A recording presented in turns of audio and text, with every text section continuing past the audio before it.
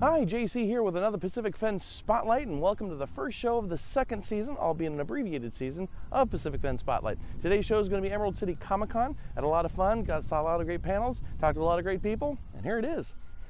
And I'm here with Greg Hatcher, a teacher with the Seattle Public School System. Greg, how are you doing today? Pretty good. Pretty good. Now, I noticed you're here at Emerald City ComiCon not as a regular attendee, but as an exhibitor.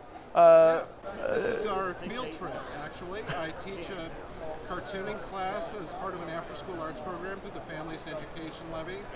We rotate the whole class through the show over the course of the weekend. Everybody works a shift at the table, and they sign, they sketch.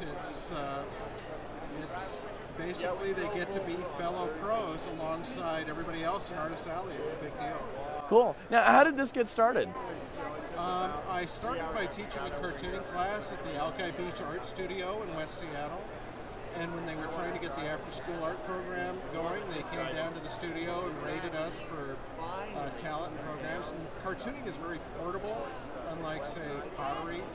So it was an easy thing to do, and it kind of took on a life of its own. We do a comic book every 6 weeks or so. It's just like a school newspaper, except it's an anthology comic. Basically, the way it works is I teach presentation, but the content is all up to the kids.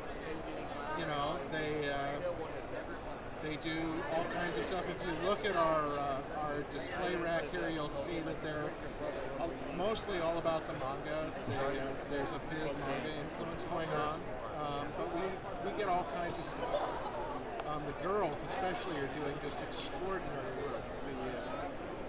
What I tell people is in about 5 years, you know, there's going to be, if these girls keep it up, there's going to be a wave of girl cartoonists changing the industry, I guess. Which is a good thing because, I mean, comics have always been a very male-dominated area, and it's refreshing to see that there are more female. It's really, the myth that I always hear is that girls don't read comics, and that's just not true. Girls don't read superheroes. The girls are not really interested in superheroes. If you look at our student books, you'll see that it's all about magical princess stuff and medieval fantasy and mermaids and a lot of like drawn from life stuff about school and peer pressure and romance and teachers, but it's interesting because the girls outnumber the boys about 5 to 1. Every so often I see somebody pontificating in the comics press about girls don't read comics. It's like, no, they don't read your. Well, that's refreshing. Greg, I'm glad you're doing this. Sounds like a great program. Hope it continues. I'm sure it will. The nice thing is that when we do a show like this, we get a lot of parents coming as well. And I'll tell you, once a parent sees their kid signing an autograph, it's on rails. So. Now, is there in case somebody want to learn more about your program, is there like a website or a place they can? There's not a website per se, but I do a weekly column for Jonah at Comic Book Resources. It's part of the Comics Should Be Good blog, and there's a lot of stuff about the class that comes into the column. And the books themselves are on sale at Xanadu Comics in downtown Seattle. If anybody local happens to see this, you can find our books there. You know, if you just Google the name Hatcher and cartooning class, a lot of articles will come up about the class with photos. Well, we'll go ahead and get that blog URL up on the net for you. Great. Greg, thanks a lot, and I hope you guys have a good time. And I'm here now with Mike Bullock, comic book artist. Mike, what are some of the things you've done? Lions, Tigers, and Bears for Image Comics, the Gimmels for Image Comics. I write the Phantom for Moonstone Books. Newest story is The Phantom Goes 2 Walks, just came out about a week ago. After that, I've got a couple other things in the works. Timothy and the Transgalactic Tau will be coming out this summer from Silverline Books, and a few other things I can't talk about just yet. Of course, there's always trade secrets. Now, Mike, what got you started into comics? I've loved comic books since I was probably 3 years old. My brother taught me how to read the Batman comics when I was 4, and I've just loved them ever since.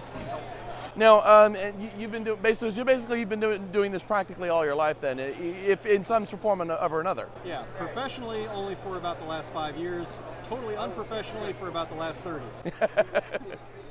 Now, is there a website our viewers can check out in case they want to learn more about you? Yes, it's runemasterstudios.com.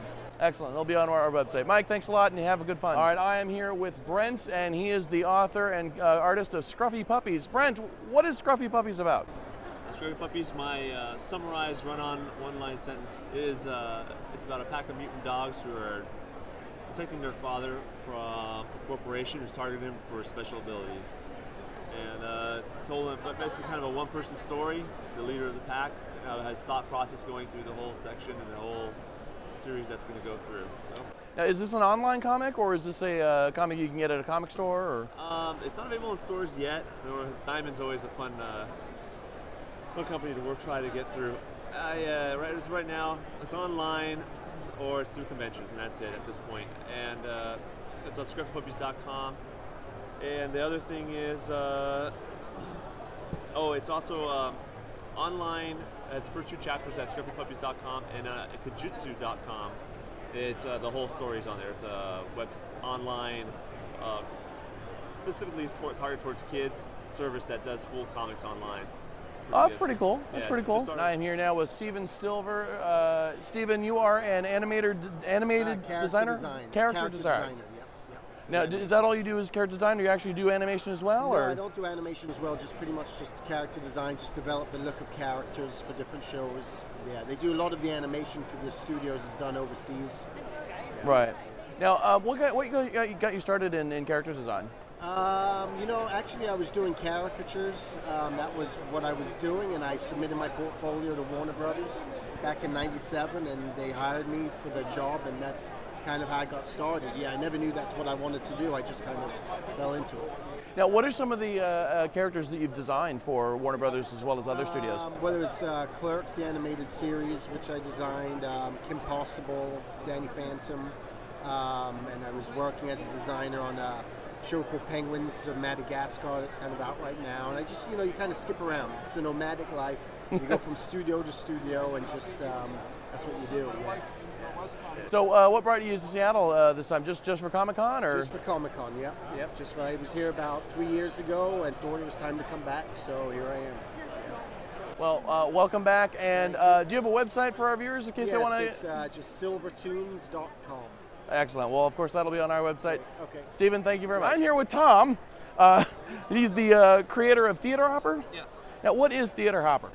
Basically, it's a gag-a-day kind of comic strip about movies. So whatever's new in theaters, I just make fun of that. That's it. You said gag a day. I presume it's online then? Yes.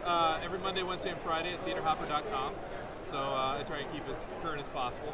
Cool. Now, do you rag on the movies, or do you rag on just theater hopping, or just? Mostly the movies, celebrity culture, that kind of thing. Fanboyism to a degree. The characters in my strip get very excited about certain things and are very down about other things. So, I'm willing to make fun of myself a little bit with it too. Well, I used to work in a movie theater, so the name really caught my attention. Yeah. So now, is there a website people can check out your comic at? Yep, theaterhopper.com. It's the theater ER, not the fancy English spelling of RE. It's the American bastardized spelling. That's right. Thank you, and we're proud of it. We're not watching Shakespeare. We're watching Bruce Willis movies here. Theaterhopper.com. Theaterhopper.com. Well, Tom, thanks a lot. It looks like it's a really funny. Just looking at the covers, it looks pretty funny. Oh, thank you. So we'll make sure our viewers check it out.